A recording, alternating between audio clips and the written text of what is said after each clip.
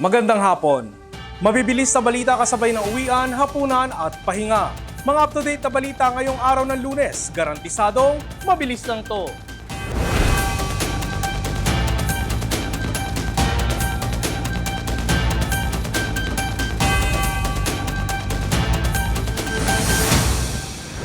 Idineklara ng Grupong Piston ang malawakang tigil pasada at kilos protesta kasama ang mga progresibong grupo sa darating na Huwebes, March 19. Panawagan nila, 5 pisong dagdag pasahe sa mga jeepney. Mabilis sa balitang hatid ni Enzo Laca.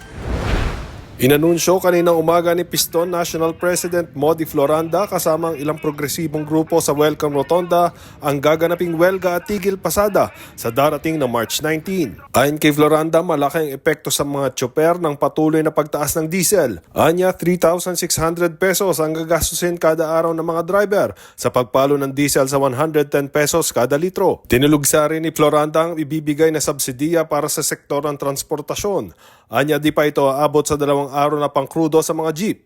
Kahit na magbigay ng 5,000 na sinasabi nila na ayuda o subsidy sa ating mga driver at mga operator, ito ay mumu na lamang dahil ito sa epekto ng pagtaas ng presyo ng petrolyo. 5,000 sa naaabot, halos kulang pa ng 2 days na para ipangkrudo namin sa aming mga sasakyan. Panawagan ng grupo ang 5 pisong dagdag pamasahe na ifa-fine nila sa LTFRB para sa karagdagang kita ng mga tsoper. Ani pa ni Floranda, umpisa pa lang ang March 19 na welga. Magtutuloy-tuloy pa ito hanggat hindi nadidinig ang kanilang mga hinaing. Ang March 19 po ay umpisa pa lamang ng welga at magtutuloy-tuloy ito hanggang hindi ibinibigay ng administrasyon ni Bongbong Marcos na ang panawagan natin ay pagpasura sa oil regulation law, pagpasura sa excise tax at pagpasura sa iba't sa langis. Enzo Laca, All TV News, Channel 2. Sisimulan na ng pamahalaan ang pamamahagi ng subsidiya para sa mga driver ng pampublikong transportasyon bilang tugon sa patuloy na hamon ng pagtaas ng gasolina sa sektor ng transportasyon. Kasabay nito, posibleng 2 hanggang 3 linggo ang aabutin bago ang implementasyon ng pagsususpinde ng excise tax sa langis. Narito ang report. Sa 139,000 tricycle drivers sa Metro Manila, magsisimula ang fuel subsidy bukas. Ayon sa DSWD at Department of Transportation, 5,000 pisong ayuda ang ipamamahagi sa 17 lungsod na may 30 payout sites. Target ng 2 kagawaran na tapusin ang fuel subsidy para sa mga ito sa loob ng 3 araw. Pakiusap nila sa mga tricycle driver na sa oras ng schedule lamang pumunta para maiwasan ang siksikan at aberya. Sa mga driver natin, simple lang ang dadalhin niyo bukas. Driver's license, original, isang photocopy. Meron rin kayo makikita mga help desk sa lahat ng 30 na payout site. Yung help desk ay tatauhan ng DSWD, ng local social welfare ng syudad, pati na rin ng regulatory unit nila. Para pag nagkaroon ng konting diferensya lang, ibig sabihin siya naman yung nasa listahan, pero nag-iba yung birthday na nakalista, we can try to fix it on the spot para alinsunod sa utos ng Pangulo, hindi pa balik-balik yung price to driver. On the spot, makukuha niya yung kanyang financial assistance. Paliwanag ng mga kagawaran, inuna lang muna ang mga tricycle driver dahil may kompletong listahan na mula sa LGU. Habang sa susunod na Lunes, inaasahan ang mga jeepney driver naman ang mabibigyan ng ayuda. Ayon pa sa Department of Transportation, walang problema sa pondo. Katunayan, may inaasahan silang 2.5 billion pesos na paparating para sa fuel subsidy ng mga tsuper. Tapos na kami sa listahan ng TNVS. So dito po sa NCR, I think that's 34,000 per amount. Pagkapos na rin po kami sa MC Taxi, I think that's 33,000 per amount.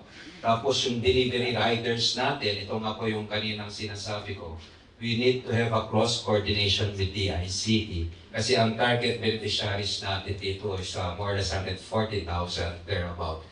Samantala, hanggat hindi natatapos ang girian sa Middle East ay patuloy ang pagsipa ng produktong petrolyo. Sa anunsyo ng DOE, sisipa ang panibagong oil hike bukas. Hanggang March 23, tataas na mahigit 16 pesos ang kada litro ng gasolina. 63 pesos papuntang 75 pesos. 20 to 24 pesos sa diesel, 71 pesos hanggang 91 pesos. At 7 to 9 pesos naman sa kerosene, 85 to 135 peso price range. Sa ngayon, umaasa ang Department of Energy na magtutuloy-tuloy ng walang aberya ang deliberasyon ng pagsususpende ng excise tax sa langis. This is the fastest that Congress can do because there is a process in passing a law.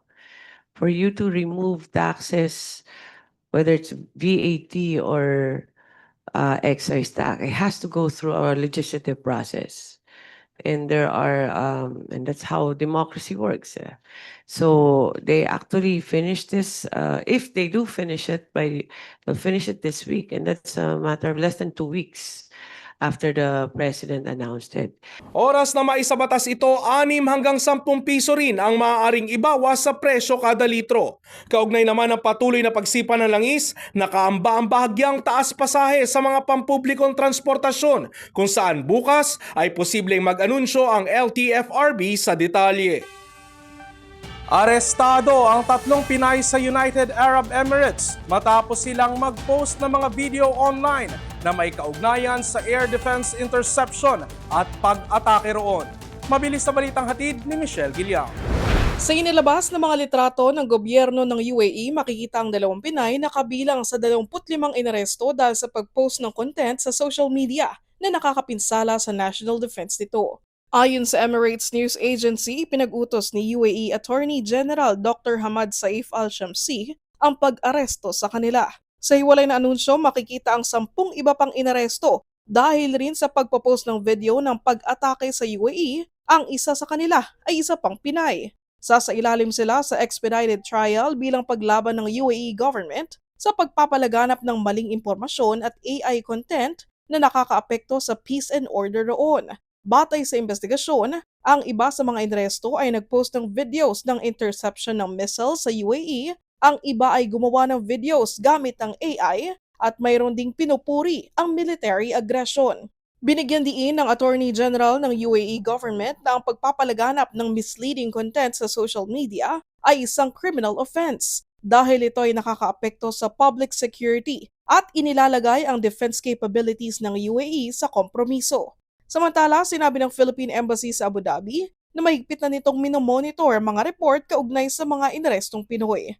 Anila, hinihingi na nila ang karagdagang impormasyon kaugnay ng pagkakakilanlan ng mga OFW na nakadetine ngayon.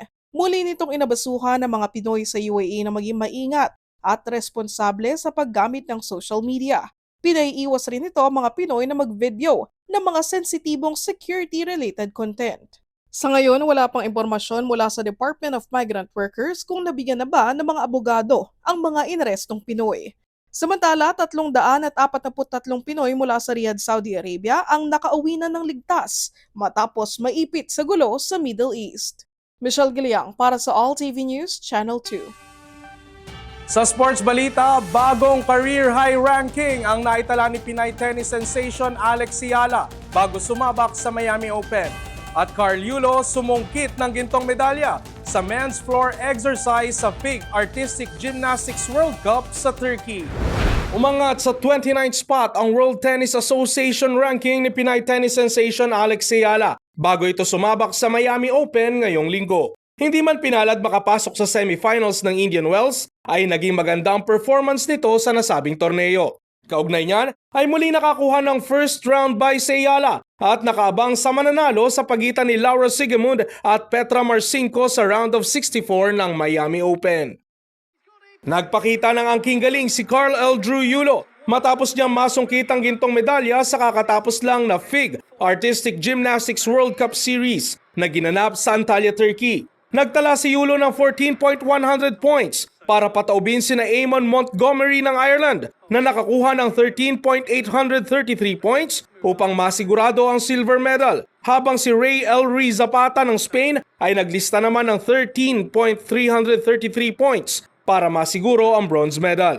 Ito ang una niyang gintong medalya sa senior level competition matapos niyang mabigo sa kakatapos lamang na Baku Leg World Cup Series na ginanap noong nakarang linggo sa Azerbaijan. At yan ang mga balitang nakalap ng All TV News ngayong hapon. Para sa iba pang balitang mabilis, bisitahin ang aming website, alltv.ph/news. I-like at i-follow din ang aming social media accounts. Mapapanood nyo na rin po kami sa Planet Cable Channel 3. Ako si Ralph Lopez. Magandang hapon.